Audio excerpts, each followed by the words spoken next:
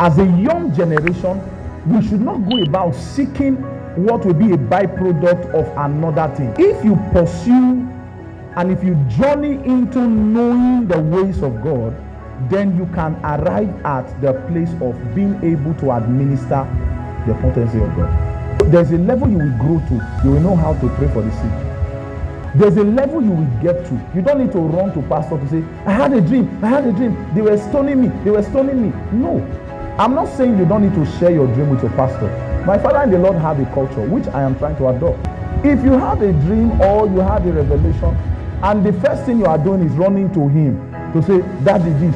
The question he will ask you is, what have I taught you to do? Have you taken it to the Lord in prayers? He will not contribute to that vision or to that dream until you go back to God to ask God, what is this thing about? Knowing the ways of God is not just for Moses. That's what I'm trying to say. God could not reveal himself to the people of Israel because they were not ready to entertain him in that dimension. And you see, as a believer, one of your greatest possessions is the personhood of God. That's why God said, you will have me as your reward. He did not say he will give us things as a result of our pursuit. He says he will become our reward. So our apprehension, even as we journey, is to get him that is God. That was why Paul wrote, saying that I may what? Know him beyond the things you see happening, beyond the things that comes to you. What knowledge of him do you have? That's why our life will never make sense until we begin to entertain the personhood of God, until we become an embodiment of all that God is.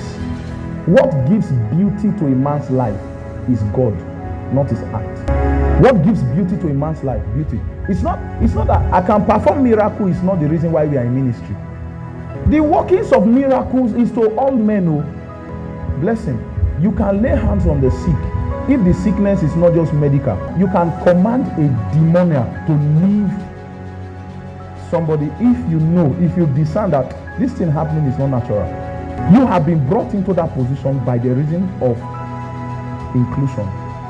Jesus already brought you into what he did in the cross. Every authority you need as a believer has been handed over to you. That was why he began by saying in Matthew chapter 28 from verse 18, all power is given unto me.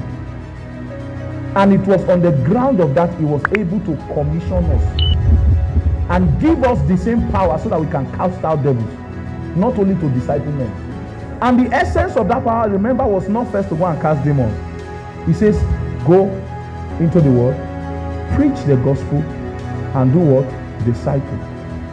So one of the first implications, or one of the first utilization of that power is to bring men into understanding that in the day manifestation breaks on us, it should not be only the pastor that can command devils. In the day that destiny begins to beckon on you, Anna, you should be able to look at maybe your friend and look at, what happened to your mother wants to come to you.